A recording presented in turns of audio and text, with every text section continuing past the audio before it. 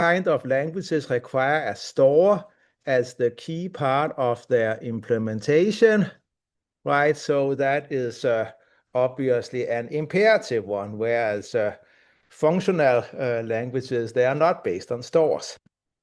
So now let us see if this starts acting up. I hope not. So what is the key property of functional code?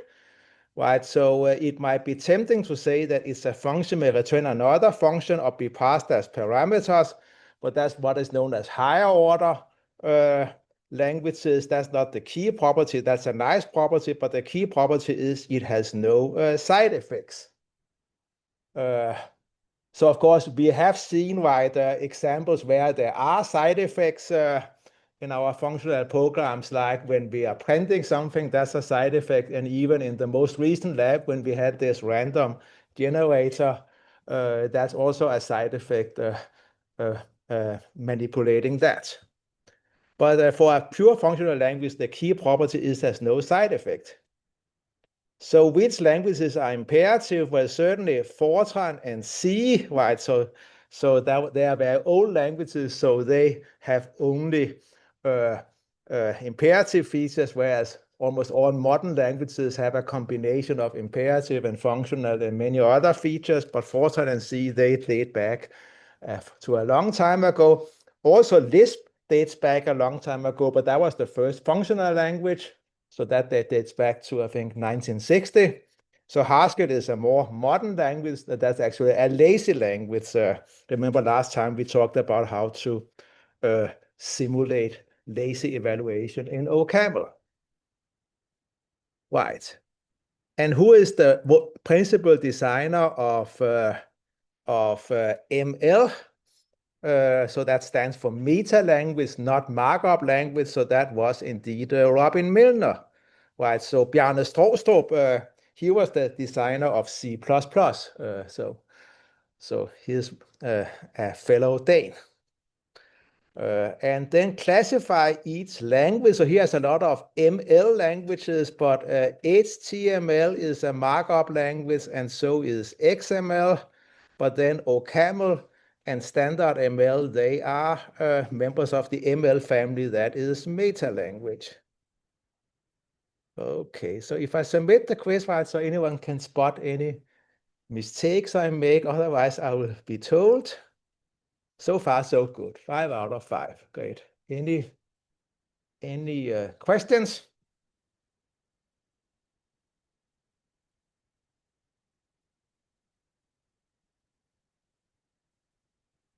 Okay.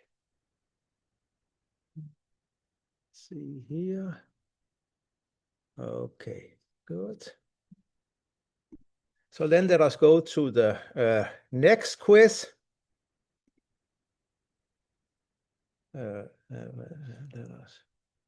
So that would be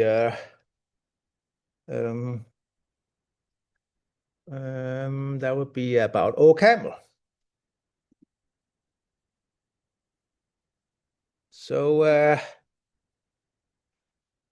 So then first, what happens if we do a 7 plus ABC? That's certainly a type error. If true, then 7 divided by 0, so that will raise an exception, but here we call it a runtime error because we didn't have the notion of exception, but it's clearly, it doesn't evaluate it, it does, so that's a runtime error, right? But if I'm asking that kind of question and the test, I will surely call it an exception rather than runtime error. But this one here, if true, then 7, that's just evaluates to 7, so that's just types in evaluate. But then also, if true, then 7 else ABC, that is indeed a type error, right? Because in a so-called dynamically typed language, that will not be an error because it will just evaluate to an integer.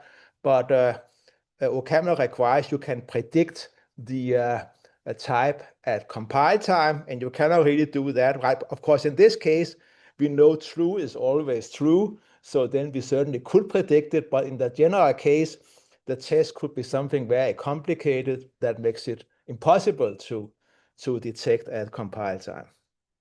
Okay. Okay, so which claims are true about tuples and lists? All lists of a given type have the same length. That's surely not the case. They can have any length.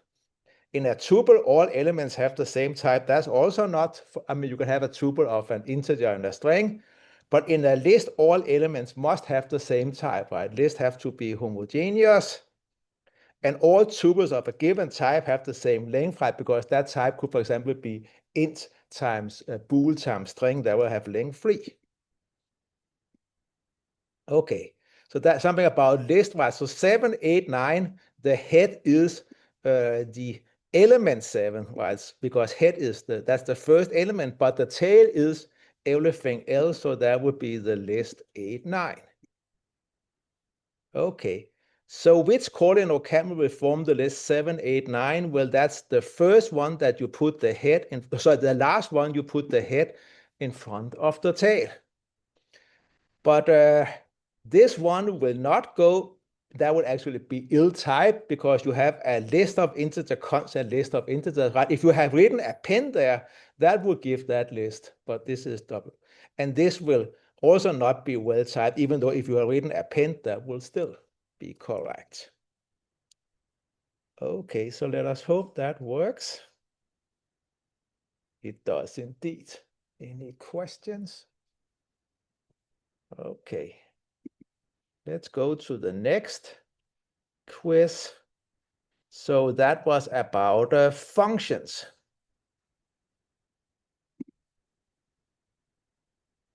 Okay, so then which type is int, int as shorthand for? And that's very important to realize this is a shorthand for the second one, that it's a function that takes an integer and then returns a function that takes another integer and then returns an integer. So it's basically, it expects 2 arguments, but 1 at a time. So this is what we call a curried function. So it's certainly not the same as this one here, because that would be something that expects a function and returns an integer, right? And they are certainly not equivalent. That's completely different things. So this is very good to remember that. So of course we can always put some extra parentheses, but it's very convenient not having to do that, because this is the kind of things we use all the time. Okay, so now we have to, so this is a higher order function, the first higher order function we see in these quizzes.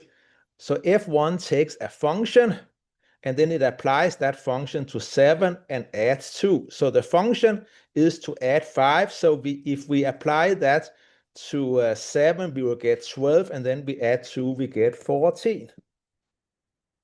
Okay. So now, so what is the type of f1 here?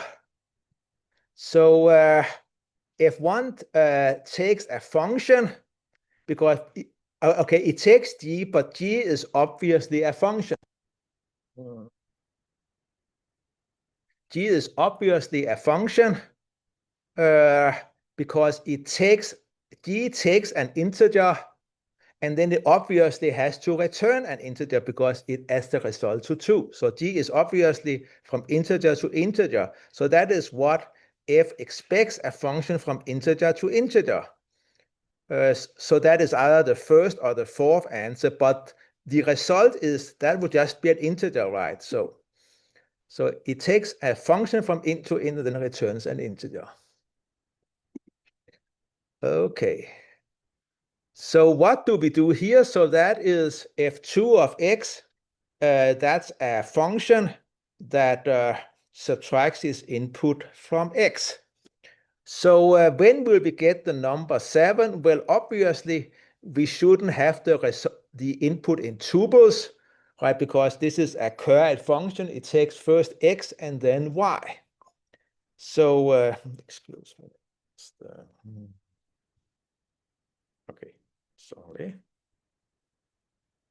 Okay, so we should obviously not have the input as a tuple, but is it the second and the fourth? Well, that requires probably a little thought.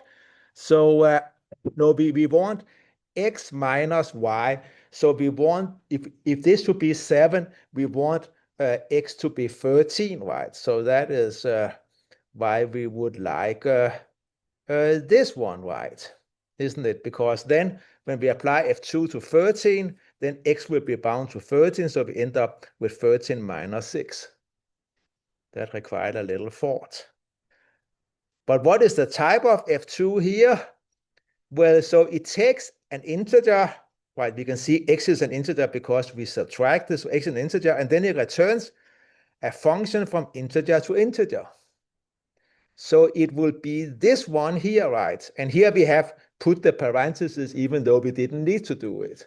But obviously it's not int to int, and it's also x is not a function, right? So clearly x is just an integer, so it has to be one of these two, but it then returns a function. Okay, so now what is it we get here? So that's a recursive function. So if x is 0, then it's 0, otherwise it's recursively on x minus 1 plus 3, right? So we will add 3 in each iteration. So if we call f3 of 7, right, we will 7 times add 3, so that should be 21. Okay. Okay, so then if f has this type, if f is a function that takes a pair and returns an integer, what happens if we query it? But then we basically get this one, right? So querying means just supplying the arguments one at a time. So for the second one, nothing changes. The third one doesn't make sense at all. I mean, we cannot really swap argument and result, and also, no, we don't want to have everything in a tuple. We clearly want a function. So I hope this is correct. Let us give it a try. It is indeed good. Okay. Okay, any questions? Good. So then let us look at the second quiz about functions.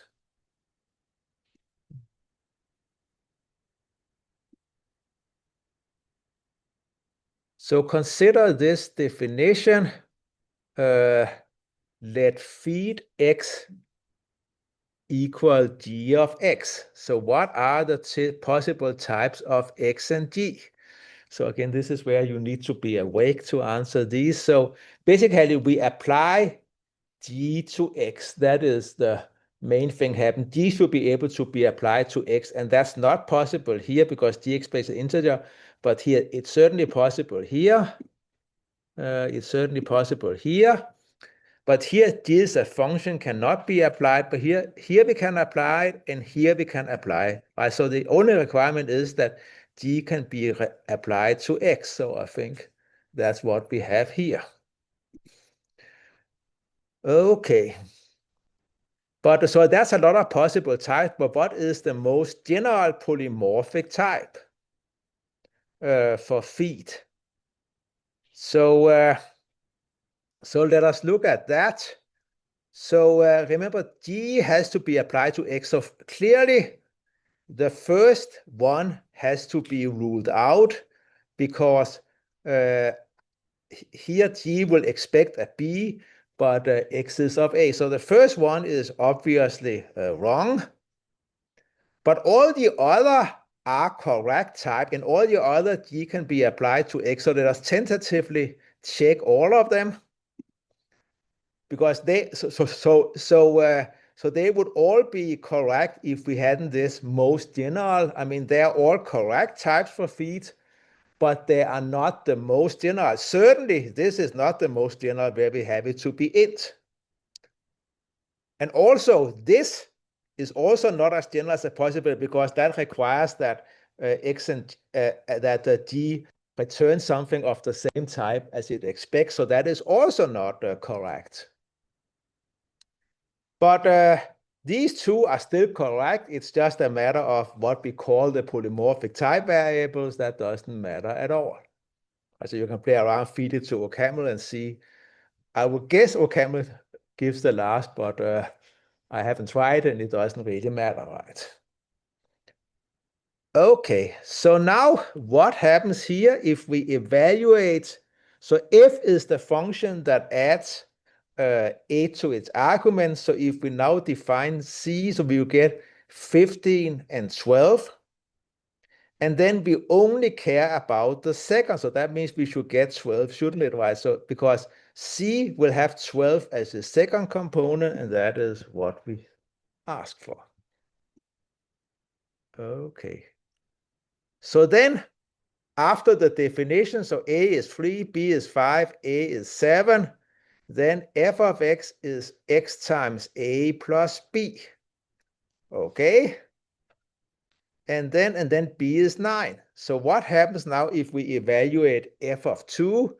Right, so remember, what matters is what A and B were bound to at this point, right? This is what we call static scope. When f was defined, we kept a record of, we let f point to a representation of the kernel value of A, the kernel value of B. Right? Later in this course, in a few weeks, we shall see how to implement that kind of things. But so far, we should keep track of what were the values of A and the values of B. So A was 7, so 2 times 7, that's 14, and B was 5, so that is 19.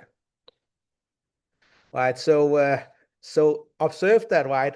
When we change B, that doesn't matter, right? So the answer is not 14 plus 9, right? Because that's a very nice property of static scoping, that even if I change B, that doesn't affect anything that refers to B. It would be the old thing. Okay. And now let us try this again.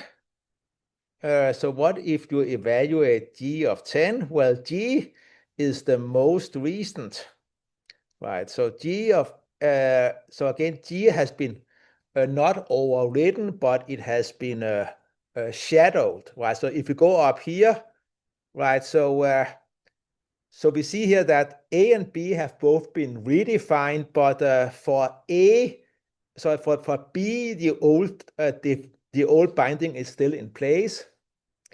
But for A, the old binding is not used for anything, so that can be what we call garbage collected. Okay, but here, right, so the old value of G is useless, so we just have the new one, and for the new one, B is 7, so 10 minus 7, that is 3. Okay, so let us see how that works. That works fine. Any questions? Let's go to the, okay.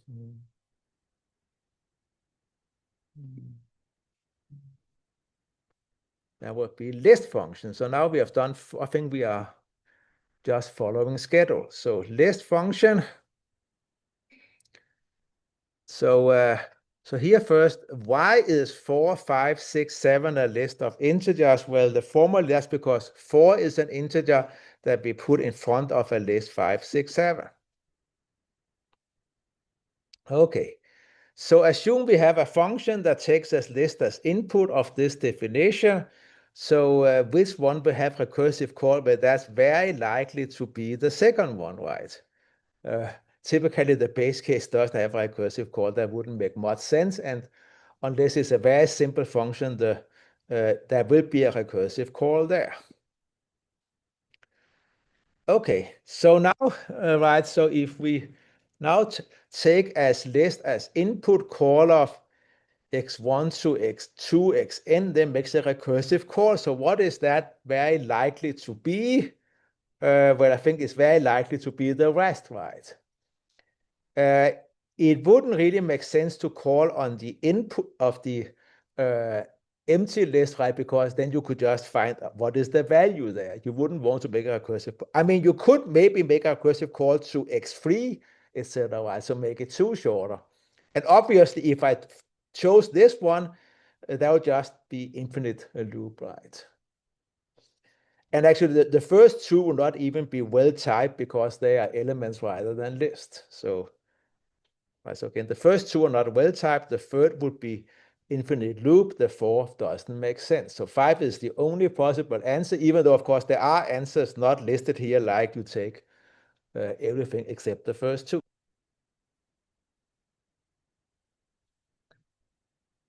Okay. So now we have this. G is a definition. So if it's empty list, it's 0. Otherwise, we do E. So if we now say x plus g of t, right, that will obviously be the sum of its elements. If it's 1 plus d of t, right, then we just add 1 for each element. So that would be the number of its elements or its length. Okay. So I'm actually strictly speaking, no, having number of elements is fine. And then x times d of t, right, then it's very tempting to say that's, of course, the product of its element, but then one realized that for the empty list we get 0, right? So it will always be 0, right? So if you want to get the product, we better change the base case to 1. So that's a little trick question. Okay. How is the append function defined in the notes? Well, so we have 2 arguments, and it turns out to be quite important we do the case analysis on the first argument. It wouldn't do to do case analysis on the second, right? So we don't do on both arguments, and we couldn't do it on the second argument. That wouldn't really make sense. Because basically, remember how append works, that it basically traverses the first argument and builds a copy of that. And then it just returns a link to the second one. Okay. So which properties does the append function have? By the way, I think this was one of the questions that caused a little bit of difficulties, right? Also because, strictly speaking, I don't think anything of this is mentioned in the notes. But let's just see, well, clearly the empty list is the right. So it's obvious that the empty list is the left identity. If we append the empty list to x, we just get x. That is by definition, and it's not hard to see if we take append x the empty list, we also get x, even though we do get a new copy of x. Commutativity does certainly not hold, right? 1, 2, append 3, 4 is very different from 3, 4, append 1, 2. But associativity holds, it's not hard to convince that that's the case. So let us try that. Okay, Nina. Any questions? Okay, so we are now I think it's now 5 out of 11. Yes, so we are just on the right track. So now let us do list functions too. Okay. So what is the most general type of the map template? So, well, the first one doesn't work, right? Because the function is from A to B. So therefore, it should take an A list to a B list, right? So as it does here, right? Here it has it wrong. Here, the function is from list to list. That's not the case. Here, that is a correct type, but it's not the most general because it requires that the argument, the result type are the same. And this one here is clearly wrong. This is not a function, right? So this is the only choice of those given. So for the filter, right, it's important that the first argument is a predicate. So that would be something from prime A to bool. And so it's one of the first 3. But it shouldn't give a bool list. It should just give a list of the same type, right? But probably shorter. Okay. So now comes the question where I wish I had looked at that. That's clearly something where you need to think straight. So here we have our fold function, right? So if L is the empty, we do E. Otherwise, make a recursive call on the tail and then apply F to the head and the result. So if F has type into string to string, right, what does that mean? That means that, okay, it's not that hard. So that just means that F may return string, and since whatever F returns is also what E gives, right, because one branch returns E, the other returns the result of F. So if F returns string, then E better also be of type string. But what is the type of the list? So list, right? So L is obviously a list of what? Well, so its head is X. So what is the type of X? Well, that's the first argument to F, so that is int, right? So L must be an integer list. That makes sense now, because F now takes the head of L, so that's an integer, and then it takes string, the result, and then returns string. So string is the result type. So I hope I'm pretty sure I didn't make anything wrong here. Okay. So now let us try to simulate list fold and list fold L. So that are the ones that in OCaml are called fold right and fold left, even though right in OCaml, right, they take things in a funny order, I think. So in OCaml, they take the list as the second argument. But here we take the list as the third argument, meaning we can supply two arguments, right? So what happens if we do fold left and fold right on plus and 0? Well, that's of course just adds the element, and it doesn't matter at all whether we do fold left or fold right. Okay, but here the next thing we look at is multiplication. So by the way, again, remember that plus can be considered a curried function if we put it inside parentheses, and we can do the same for multiplication, except remember the spaces. So here, there's a very big difference, right? And it's important to realize what is the reason. It's not because we have fold right versus fold left, right? Because we're dealing with multiplication, so it doesn't matter where we do it from the right to left, but it matters a lot whether we start with 0 or 1, right? Because if we start with 0, we just get 0, but if we start with 1, we multiply the elements. Okay, and now here we start with the empty list, and then we do cons, and then it matters very much whether we use fold right or fold left, right? So up here with plus and times, fold right and fold left give the same result, but here there's a very big difference. If we just do fold right, it's just the identity, or so basically it makes a copy. But if we do it with fold left, then we get the reverse also. That I don't want to show why here, but you can convince yourself that is the case. So so that was actually what inspired us. Remember not last time, but last week, I think it was, that we looked at, it was Wednesday, yeah. So then we looked at reverse, and we saw that the naive way of writing reverse is quite expensive. It doesn't scale very well, but then there is a much more efficient way of doing it, and that's basically, that could be inspired by how fold left behaves. Actually, in the lecture notes, it is inspired by how fold left behaves, but that was not how I presented it in class. Okay, so I hope that's gives the correct result. Yes, good. Any questions? Okay, so that was list function 2. We better speed up a little bit. So now comes sets and dictionaries.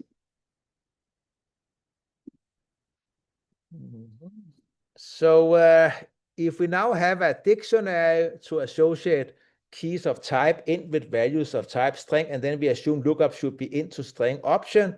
So if we look up 7, that should certainly give us sum, the string 7. But lookup 8 doesn't exist, so that should give none.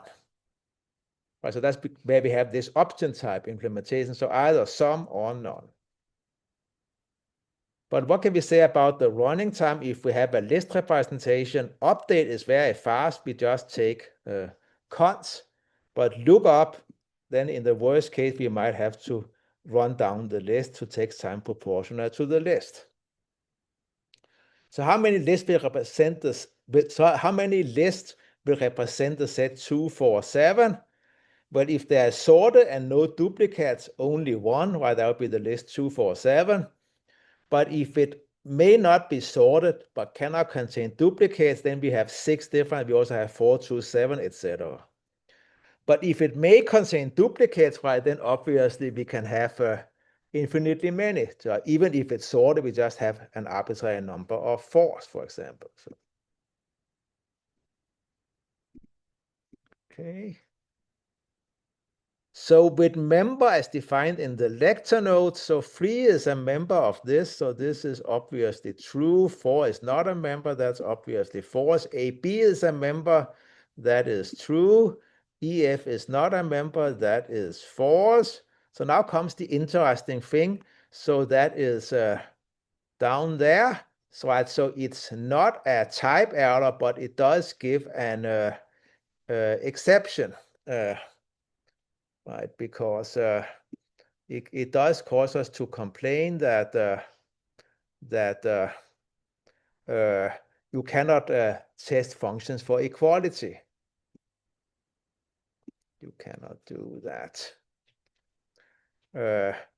Right, because in principle it's undecidable whether two functions are equal to each other, because that in principle that could require to test them on all possible inputs, and that's clearly not feasible. Actually, one can prove that it is impossible always to detect whether two functions are identical, and of course you can make approximations, right? Obviously these two are identical, but OCaml refrains from making any attempt, just says that you cannot compare two functions. Okay, so how can we define intersection where you clearly want to do a filter whether those in the one set are member to the other? So it has to be those that involve filter, right? It wouldn't make sense to do map, but you can filter either one. Okay, and here, so this is the definition of intersection. So if one of them is empty, the result is empty. Otherwise, you compare the first element. So if x1 is less than x2, we can ignore x1, and that is only okay because they were supposed to be sorted, right? Otherwise, you couldn't ignore it. But here we can safely ignore it. You know, x1 does not occur elsewhere, right? So, so that's the requirement. They must be sorted in non-decreasing order.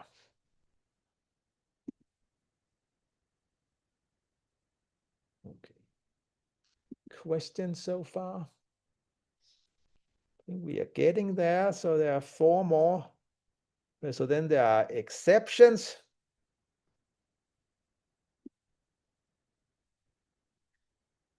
So if we define x divided by 7, what happens if we evaluate divide 7, 0? We get the exception divide by 0. That's a built-in exception. But now if we try our own, so when we are given x and y, we try to divide x by y, but then if that throws an exception, we return none. So then my diff 15,2, right, that returns 7, well, not just 7, but some 7. But if I try my diff 5,0, 5 divided by 0 will throw an exception, and that will be caught, and therefore give none.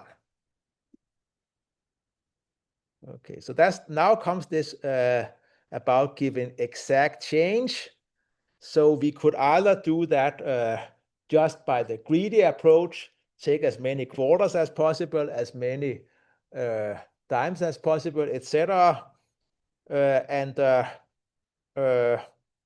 we could also have one that follow that strategy, but if that doesn't work out, it will then try something else.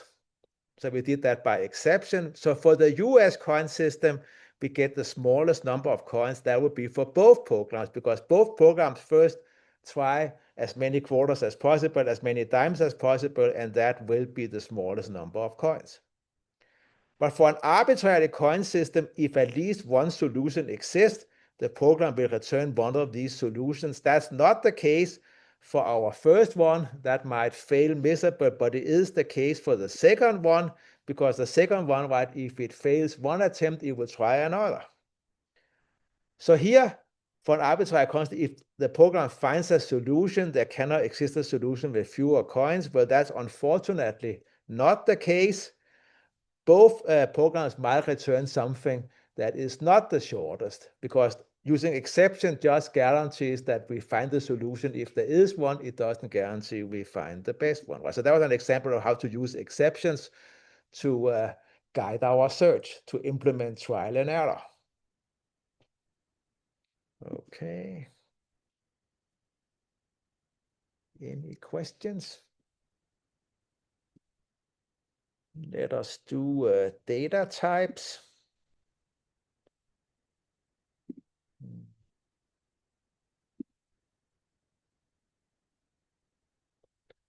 Okay. So here, if we declare pair as an integer together with an integer and define W1 as a pair, but W2 just 5, 6, W1 is indeed given a pair type. W2 is not given a pair type, that's just int. So we see that we only give something a pair type if we demand so, but we can still, even though they have different types, we can still evaluate them and it gives true, right? So usually, right, OCaml doesn't allow us to compare things of different type, and that's because, right, in this example, they are not really different types. They are just pairs, just a shorthand for int times int is not a different type.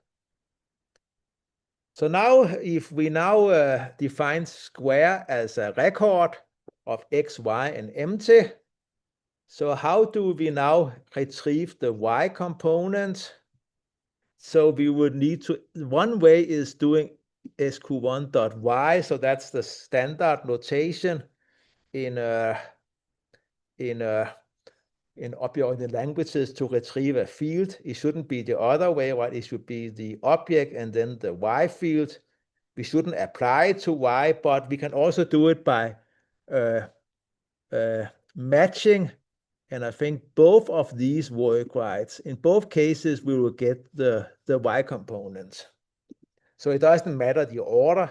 That's one advantage of using records rather than tuples, that for tuples, it may be hard to remember which order you chose, but here for records, the name will tell you that.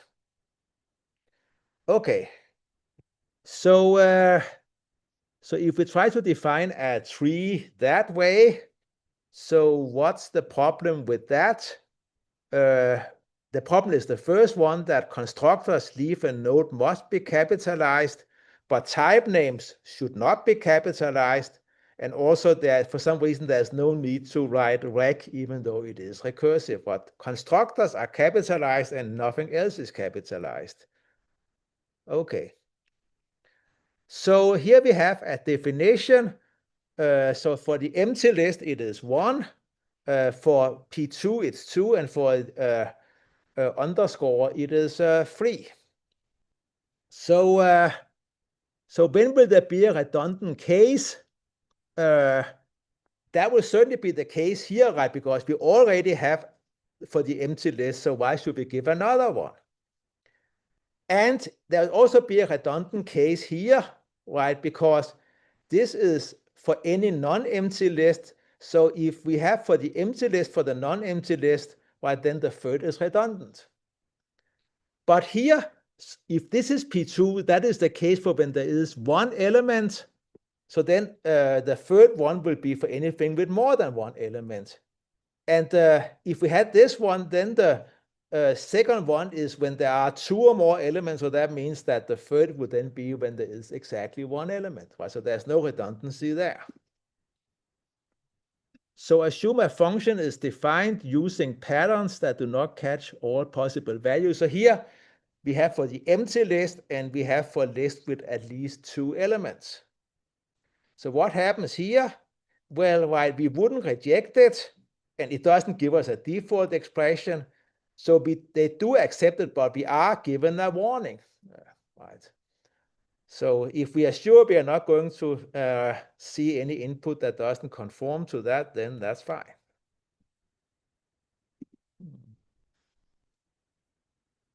Okay. 2 more quizzes, so we seem to be just on track. Any questions? So now we had 3 functions. So here we have a specific definition, and we have an so of course now we sorry. Okay. So fun1, what is it fun1 does? It basically moves to the right. It gives the rightmost tree. So for that tree, that would be 2, isn't it? That's the rightmost thing there. It just moves right and find the rightmost node. But what does this one do? That basically counts the number of leaves. So that would be there are 3 leaves, isn't it? So for double, so how do we get double?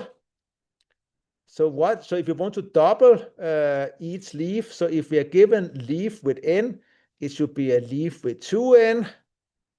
But what should we do for a non-leaf? Well, we should basically just do a recursive call inside the constructor. And how should we count the number of leaves? Well, I think if it's a leaf, right, it should be 1.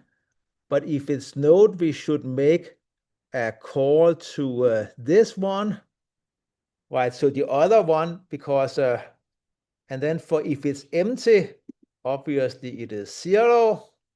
But if it's a branch, then we need to make 2 recursive call, and we have to be careful we do it with the right thing. So gt, then we are using the count function, but for the bs prime, we are using the count prime function. So I think, so that should be this one here. So there are 2 functions recursively defined. So I hope I didn't mess up here.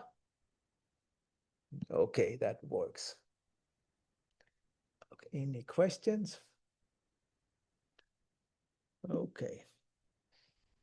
So the last quiz, well, so of course there is one more quiz, lazy, but first that is not covered for the exam, and also you have plenty of time for that. That is due on Friday, so we are not going to go through that. So let us only go through recursion.